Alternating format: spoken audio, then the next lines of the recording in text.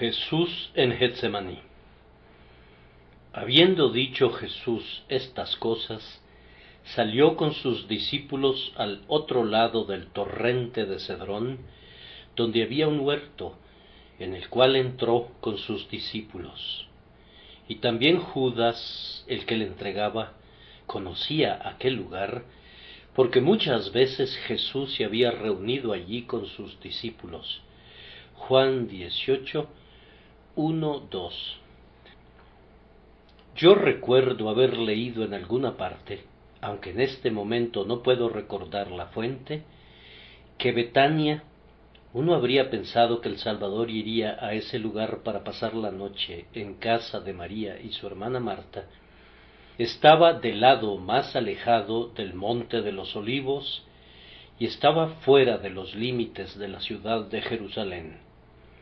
Ahora bien, en la Pascua era obligatorio que todos los que guardaban la fiesta pasaran toda la noche dentro de los límites de la ciudad, y nuestro divino Señor y Maestro, quien era un escrupuloso observante de cada punto de la antigua ley, no pasó al otro lado del monte, sino que permaneció dentro del área que estaba técnicamente considerada como parte o porción de Jerusalén.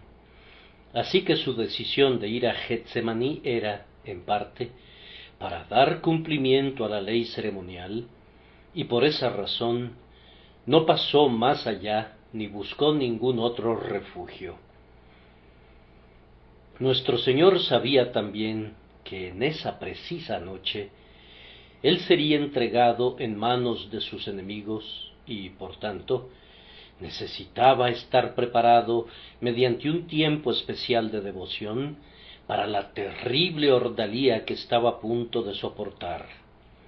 Aquella noche de la Pascua iba a ser una noche memorable por ese motivo, por lo que él quería guardarla de una manera particularmente sagrada, pero como iba a ser todavía más memorable como el tiempo del comienzo de los sufrimientos de su pasión, resolvió pasar la noche entera en oración a su Padre. En ese acto nos recuerda a Jacob junto al vado de Jaboc, quien, cuando tenía que afrontar duras pruebas al siguiente día, pasó la noche luchando en oración. Y este hombre mayor que Jacob pasó su noche, no junto al vado de Jaboc, sino junto al negro y pestilente torrente de Cedrón, y allí luchó con unas fuerzas superiores a las que el patriarca tuvo que emplear en su notable forcejeo nocturno con el ángel del pacto.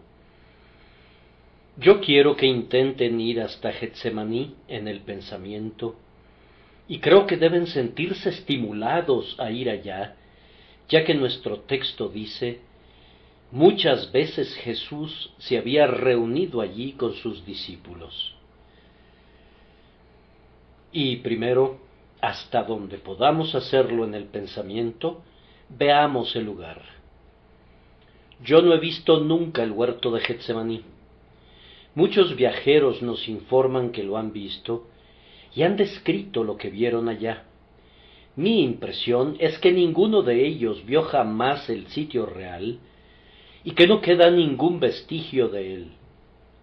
Hay ciertos vetustos olivos dentro de un terreno acotado que comúnmente se piensa que crecieron en el tiempo del Salvador, pero eso pareciera ser muy poco probable, pues Josefo comenta que todos los árboles que había en los alrededores de Jerusalén fueron derribados, muchos de ellos para ser convertidos en cruces para la crucifixión de los judíos, y otros para ser utilizados en la construcción de las fortificaciones con las que el emperador romano sitió a la ciudad sentenciada a la ruina. No pareciera que haya quedado nada que pudiera ser una reliquia verdadera de la antigua ciudad, y no puedo imaginar que los olivos corrieran una suerte diferente. De lo que han comentado algunos hermanos que han ido al famoso huerto de Getsemaní, Yo concluyo que no es muy útil ir allá para las devociones personales. Una persona que planeaba pasar una porción de su día domingo allá y que esperaba disfrutar en ese lugar de mucha comunión con Cristo, dijo que fue conducido a aprender muy amargamente el significado de las palabras que nuestro Salvador le dijo a la mujer junto al pozo de Sicar. La hora viene cuando ni en este monte ni en Jerusalén adoraréis al Padre. La hora viene, y ahora es, cuando los verdaderos adoradores adorarán al Padre en espíritu y en verdad, porque también el Padre tales adoradores busca que le adoren. Yo no quiero averiguar dónde estaba exactamente Getsemaní. Me basta saber que estaba en un costado del Monte de los Olivos y que era un sitio muy apartado.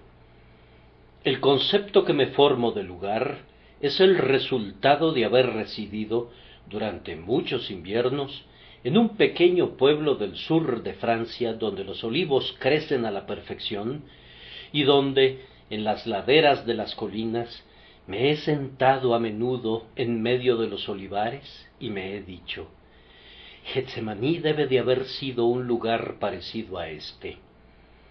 Estoy seguro de que lo era, ya que un huerto de olivos en la ladera de una colina tiene que ser necesariamente muy similar a otro. Las colinas están cubiertas de terrazas, una más alta que la otra, cada una de ellas poseyendo raras veces una anchura superior a 8, 10 o 12 pies. Luego subes, digamos, 5, 6, 7 u 8 pies, y encuentras otra terraza, y así sucesivamente por toda la colina, y en esas terrazas crecen los olivos.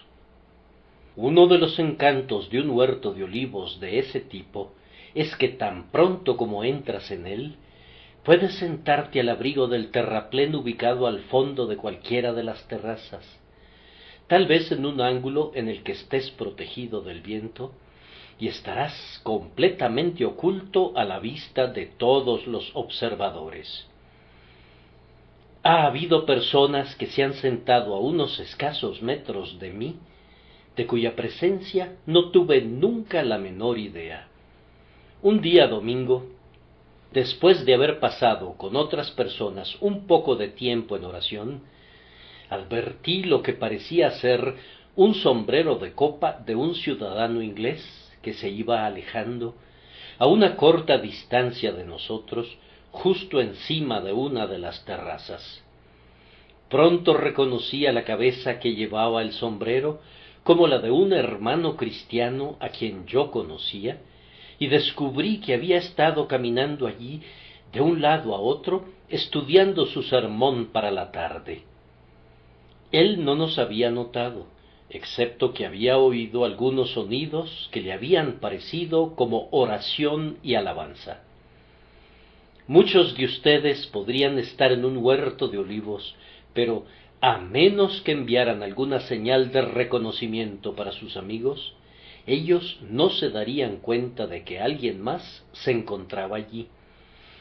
Y bajo el espeso, aunque liviano follaje, con los destellos de la luz solar que se filtra, o en la noche, bajo un tipo de color cenizo y gris, con la luz de la luna proyectando a través del follaje sus rayos de plata, no puedo imaginar un lugar de retiro más deleitoso, un lugar donde uno se sentiría más seguro de estar muy aislado, aun cuando alguien pudiera estar muy cerca de ti, un lugar donde podrías sentirte libre de expresar tus pensamientos y tus oraciones, porque, de cualquier manera, para tu propia percepción, parecerías estar completamente solo.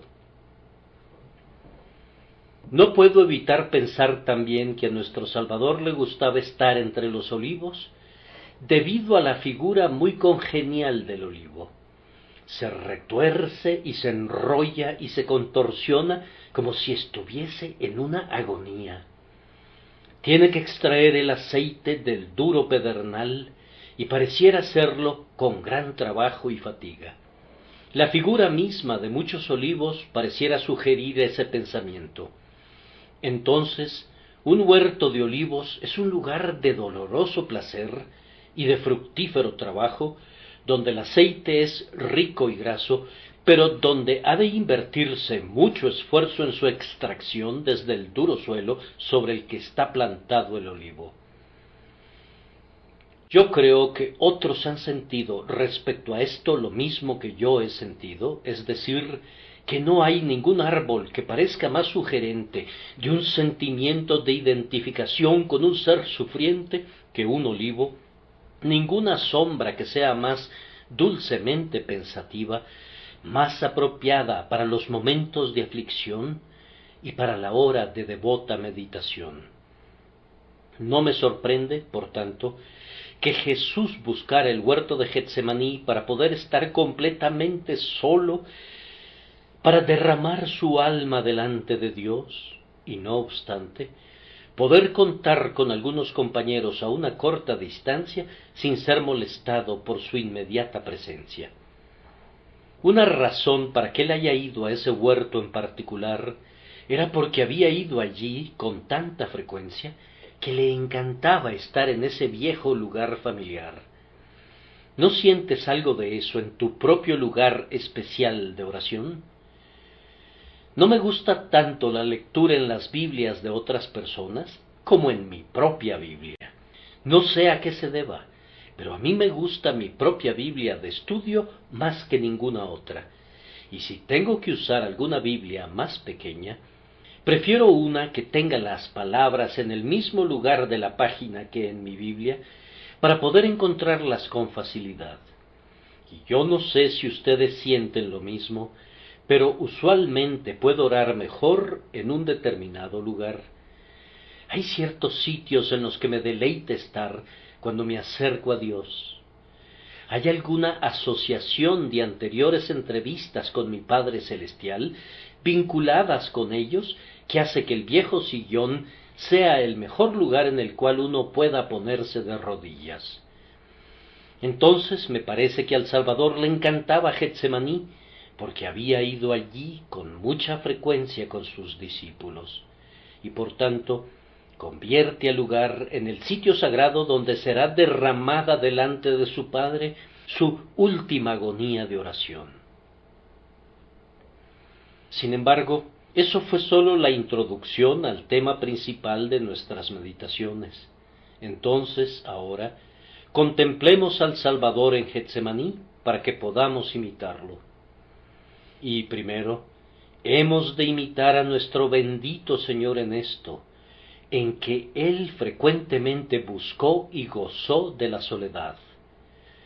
La suya era una vida sumamente atareada. Tenía que hacer muchísimo más que lo que tenemos que hacer ustedes y yo. Sin embargo, encontraba abundante tiempo para la oración en privado. Él era mucho más santo de lo que somos cualquiera de nosotros. Con todo, él se daba cuenta de su necesidad de la oración privada y de la meditación. Él era mucho más sabio que lo que nosotros seremos jamás. Sin embargo, sentía la necesidad de retirarse a la soledad para la comunión con su Padre. Él tenía mucho poder sobre sí mismo, podía controlarse y sosegarse mucho más fácilmente de lo que nosotros podemos.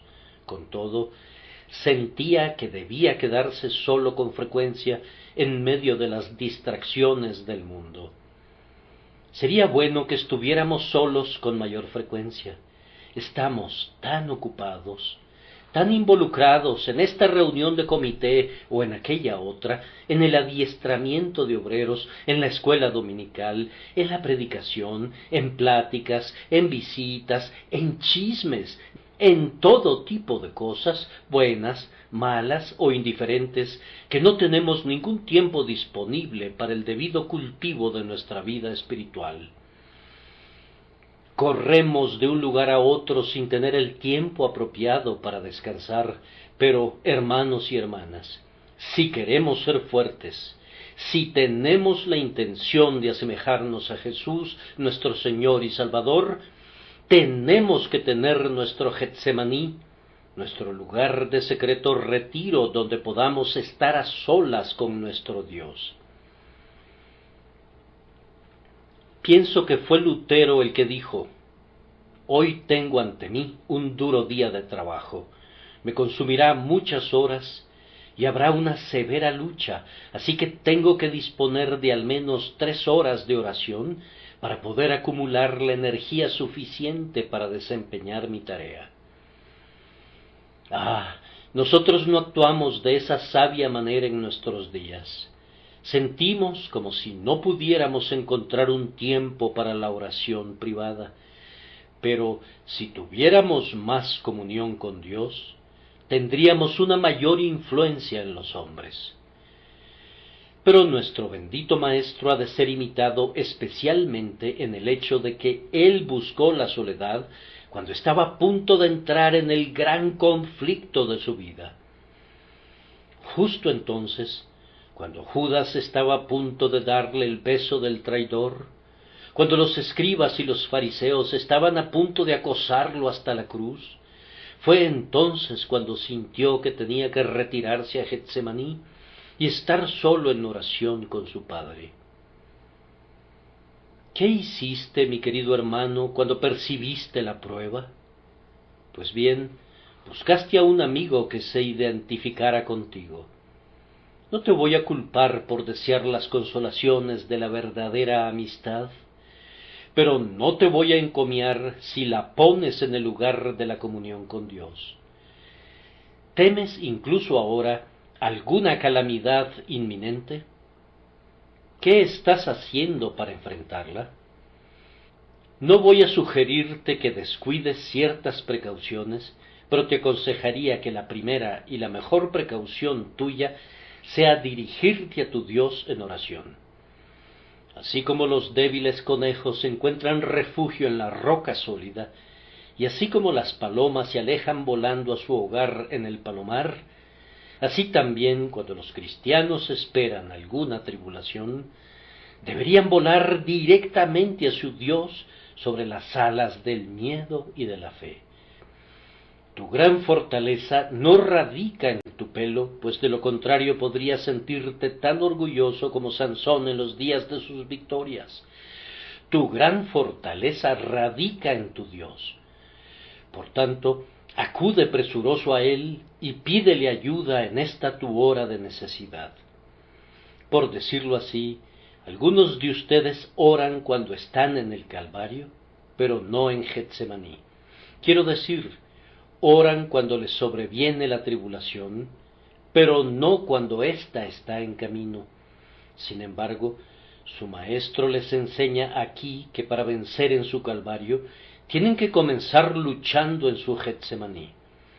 Cuando todavía no es sino la sombra de su tribulación venidera la que abre sus negras alas sobre ustedes, clamen a Dios pidiendo ayuda. Cuando no están vaciando todavía la amarga copa, sino que están únicamente sorbiendo las primeras gotas del ajenjo y de la hiel, comiencen aún entonces a orar: no sea como yo quiero, sino como tú, oh Padre mío. Así estarán mejor capacitados para beber de la copa hasta sus heces, cuando Dios la coloque en su mano. Podemos imitar también a nuestro Señor, hasta donde seamos capaces de hacerlo, en el hecho de que tomó a sus discípulos con Él. De cualquier manera, si no lo imitamos en este sentido, ciertamente podemos admirarlo, pues Él llevó a sus discípulos consigo, pienso, con 2 propósitos en mente. Primero, para el bien de ellos. Recuerden, hermanos y hermanas, que el siguiente día debía ser de tribulación para ellos, así como para Él mismo. Él debía ser sometido al juicio y ser condenado, pero ellos debían ser probados severamente en su fidelidad hacia Él, al ver a su Señor y Maestro entregado a una muerte vergonzosa. Así que los llevó consigo para que ellos también oraran, para que aprendieran a orar oyendo sus maravillosas oraciones, para que vigilaran y oraran, para que no entraran en tentación. Ahora, algunas veces, en tu hora especial de tribulación, yo creo que sería para el bien de otros que les comunicaras la historia de tu angustia y les pidieras que se unieran a ti en oración con respecto a ella. Como yo he hecho eso a menudo, puedo exhortarlos a hacer lo mismo. Descubrí que fue una gran bendición en un lúgubre día de mi vida que les pidiera a mis hijos, aunque eran todavía unos adolescentes, que entraran a mi aposento y que oraran con su padre en el tiempo de su tribulación. Sé que fue bueno para ellos, y sus oraciones fueron de gran ayuda para mí, pero actué como lo hice, en parte para que ellos hicieran cargo de su parte en las responsabilidades domésticas, para que llegaran a conocer al Dios de su Padre y aprendieran a confiar en Él en su tiempo de tribulación. Pero nuestro Salvador llevó también consigo a sus discípulos a Getsemaní para que ayudaran a consolarle, y en este sentido debemos imitarlo debido a su maravillosa humildad. Si todos esos discípulos hubieran hecho todo lo posible, ¿de qué habría valido? Pero lo que verdaderamente hicieron fue muy desalentador para Cristo, en vez de ser de alguna utilidad para Él. Se quedaron dormidos cuando debieron haber velado con su Señor, y no le ayudaron con sus oraciones como podrían haberlo hecho. Es digno de notarse que no les pidió que oraran con Él, les pidió que velaran y oraran para que no cayeran en tentación, pero les dijo: «Así que no habéis podido velar conmigo una hora». No les dijo: «Así que no habéis podido orar conmigo una hora». Sabía que no podían hacerlo. ¿Qué hombre mortal habría podido orar en una hora como aquella, cuando grandes gotas de sudor de sangre puntuaban cada párrafo de su petición? No, ellos no podían orar con Él, pero hubieran podido velar con Él. Sin embargo, tampoco hicieron eso. Queridos amigos, cuando les sobrevenga alguna tribulación muy grande, sería bueno algunas veces que les pidieran a algunos hermanos y hermanas que no pueden hacer mucho, pero que pueden hacer algo, que vengan y velen con ustedes y oren con ustedes. Si no les hace ningún bien a ustedes, será bueno para ellos, pero les hará bien a ustedes también, estoy seguro de ello. A menudo, debo confesarlo, cuando me he sentido deprimido a causa de mi enfermedad más reciente, he contado con dos hermanos que se han puesto de rodillas conmigo en oración, y sus honestas, sinceras y fervorosas oraciones en mi estudio me han propulsado con frecuencia hasta la dicha y la paz. Yo creo que les ha hecho bien a ellos también. Sé que a mí me ha hecho bien, y estoy seguro de que tú podrías ser a menudo de bendición para otros, si no te importara confesarles que estás deprimido y triste en el corazón. Di: entra en mi habitación y vela conmigo una hora. Y a esa solicitud puedes agregar esta otra: entra y ora conmigo, pues algunos de ellos pueden orar tan bien como tú lo haces, e incluso mejor. Entonces imita al Salvador esforzándote no solo en orar tú mismo, sino en llamar en tu ayuda, cuando sea inminente una gran tribulación, a la legión de los elegidos de Dios que oran. Podemos seguir también el ejemplo de nuestro Señor en otra dirección, es decir, que cuando oramos en presencia de una gran tribulación, es bueno orar con mucha importunidad. Nuestro Salvador oró 3 veces en Getsemaní, usando las mismas palabras. Él oró con tal intensidad de deseo que su corazón parecía arder de angustia. Los conductos se desbordaron y los rojos torrentes irrumpieron en gotas sangrientas que cayeron en tierra en aquel lugar llamado correctamente Almazara, o lugar donde se exprime la aceituna. Ah, esa es la manera de orar, si no hasta el punto de producir un sudor sangriento, como seguramente no tengamos que hacerlo, ni seamos capaces de hacerlo, con todo, con tal intensidad de un fervor sincero como nos sea posible y como deberíamos hacerlo cuando Dios el Espíritu Santo esté obrando con poder en nosotros. No podemos esperar recibir ayuda en nuestro tiempo de tribulación a menos que enviemos al cielo una intensa oración. Pero imiten también a Cristo en el tema de su oración. Estoy seguro de que Él nada más musitó suavemente la plegaria: Padre mío, si es posible, pase de mí esta copa. Tú también puedes presentar esa petición, pero asegúrate de musitarla suavemente. Sin embargo, estoy seguro de que fue con todo su poder que nuestro Salvador dijo: pero no sea como yo quiero, sino como tú. En presencia o ante la perspectiva de una gran tribulación, haz que ésta sea tu oración a Dios. Hágase tu voluntad. Alienta a tu alma hasta este punto, habiéndole pedido al Señor que te proteja, si así le agradare. Ponte absolutamente en sus manos y di: pero no sea, oh Padre mío, como yo quiero, sino como tú. Cuando uno llega hasta ese punto, se trata de una oración prevaleciente. Un hombre está preparado a morir cuando sabe cómo presentar esa petición. Esa es la mejor preparación para cualquier cruz que pudiera caer encima de tus hombros. Tú podrías morir la muerte de un mártir y aplaudir aún en medio del fuego, si puedes con toda tu alma orar realmente como Jesús oró: no sea como yo quiero, sino como tú.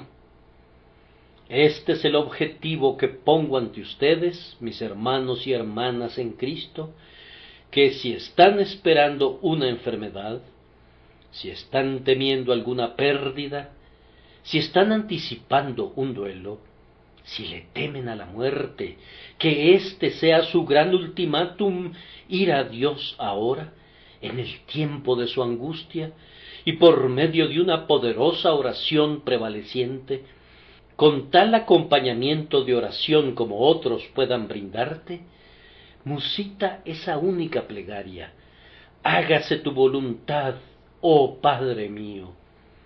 Hágase tu voluntad, ayúdame a cumplirla, ayúdame a sobrellevarla, ayúdame a seguir adelante con todo para tu honra y gloria, que sea yo bautizado con tu bautismo y que beba de tu copa hasta los sedimentos. Algunas veces, queridos amigos, pudieran desear en sus corazones que el Señor los usara grandemente, y sin embargo, Él tal vez no lo haga. Bien, un hombre que se calla cuando Cristo le dice que lo haga, está glorificando a Cristo más que si abriera su boca y quebrantara el mandamiento del Maestro. Hay algunos miembros del pueblo de Dios que, gracias a una manifestación tranquila, santa y consistente de lo que el Señor ha hecho por ellos, le glorifican más de lo que lo harían si fueran de lugar en lugar declarando su evangelio de una manera que haría que el evangelio mismo fuera desagradable para quienes lo oyeran.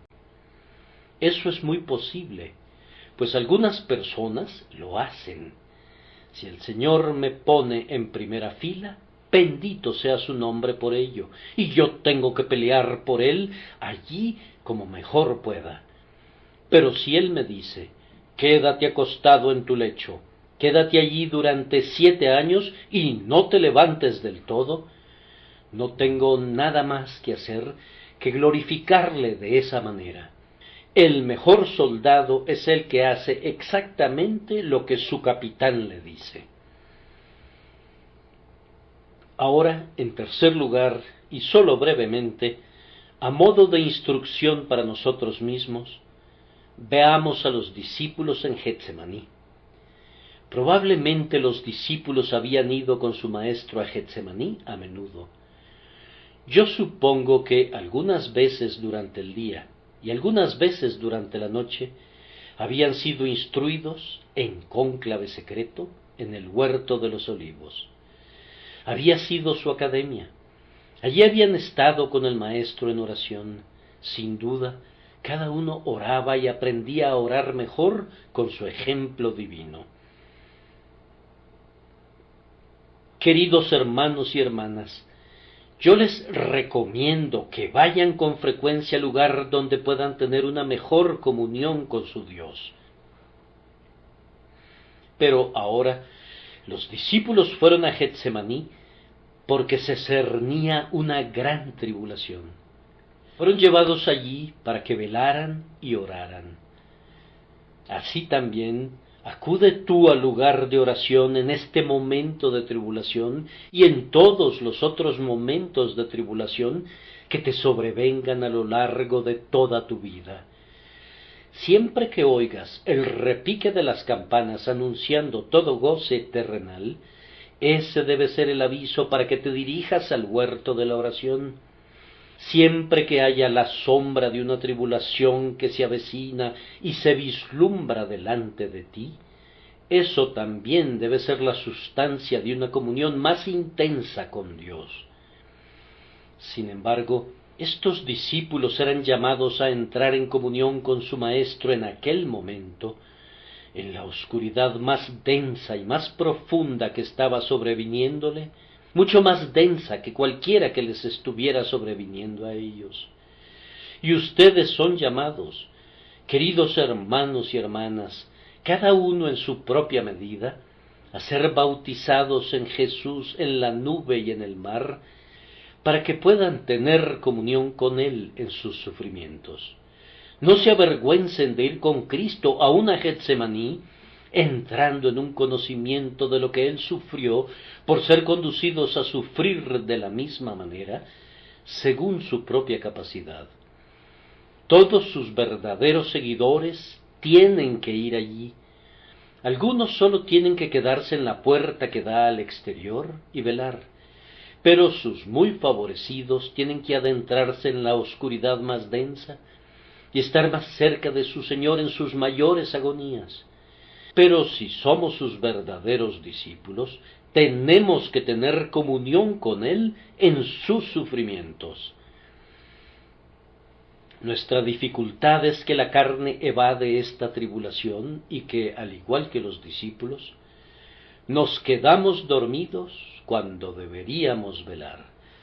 Cuando llega el tiempo de la tribulación, si nos deprimimos en espíritu por su causa, somos propensos a no orar con ese fervor y ese vigor que una mayor esperanza habría engendrado. Y cuando llegamos a sentir algo de lo que el Salvador soportó, somos demasiado propensos a quedarnos sobrecogidos más bien que a ser estimulados por ello. Y así, cuando Él viene a nosotros, nos encuentra, como a los discípulos, durmiendo a causa de la tristeza. El Maestro dijo benignamente: el espíritu a la verdad está dispuesto, pero la carne es débil. Pero no creo que alguno de los discípulos se excusara. Me parece, si puedo juzgarlos basándome en mi propia persona, que yo hubiera dicho: no podré perdonarme nunca por haberme quedado dormido aquella noche. ¿Cómo pude quedarme dormido, habiéndonos dicho Él: velad conmigo? Y cuando regresó, con su rostro rojo por el sudor de sangre y con esa desilusionada mirada en su semblante, dijo: ¿así que no habéis podido velar conmigo una hora? ¿cómo pude quedarme dormido una segunda vez? Y luego, ¿cómo pude quedarme dormido una tercera vez? Oh, me parece que Simón Pedro debe de haber recordado perennemente que su Salvador le dijo: Simón, ¿no has podido velar una hora? Seguramente no dejó de hacerse esa pregunta toda su vida. Y Santiago y Juan deben de haber sentido lo mismo. Hermanos y hermanas, ¿se ha quedado dormido alguno de ustedes en circunstancias similares mientras la Iglesia de Cristo está sufriendo, mientras la causa de Cristo está sufriendo, mientras el pueblo de Cristo está sufriendo, mientras te está sobreviniendo una tribulación que te ayudará a tener comunión con Él? En vez de ser motivado a una devoción más elevada e intensa, ¿estás cayendo en un sueño más profundo? Si es así, Cristo, en su gran amor, puede excusarte, pero yo te ruego que tú mismo no comiences a excusarte. No, levántense, hermanos, y velen y oren para que no entren en tentación. La amabilidad del Salvador para con sus discípulos debe de haber reprendido grandemente el sopor de ellos. Según entiendo de la narración, nuestro Señor se acercó a sus discípulos 3 veces, y en la tercera ocasión los encontró todavía rendidos de sueño, así que se sentó junto a ellos y les dijo: Dormid ya y descansad. Se sentó allí a aguardar pacientemente la llegada del traidor, sin esperar ninguna ayuda o simpatía de sus discípulos, sino simplemente velando por ellos como ellos no velarían con él, orando por ellos como ellos no orarían por ellos mismos, y dejando que durmieran otro rato mientras se disponía a encontrarse con Judas y la turba de la gentuza que pronto le rodearía. Nuestro Maestro, en su gran ternura, algunas veces nos consiente sueños como esos.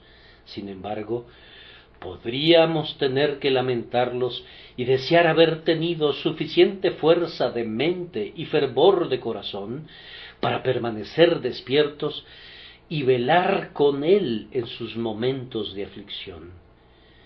Me parece que, de todos los 11 discípulos buenos, no hubo ninguno que permaneciera despierto. Hubo un vil traidor, y él sí estaba bien despierto. Nunca se quedó dormido, estaba lo suficientemente despierto para vender a su maestro y para actuar como guía de aquellos que vinieron para capturarlo. Pienso también que, al menos parcialmente, como consecuencia de ese sopor de ellos, en un breve lapso, todos los discípulos, dejándole, huyeron. Parecieran, por un tiempo, haber perdido en el sueño su apego a su Señor, y al despertar como de un sueño turbado, a duras penas sabían lo que hacían, y huyeron atropelladamente.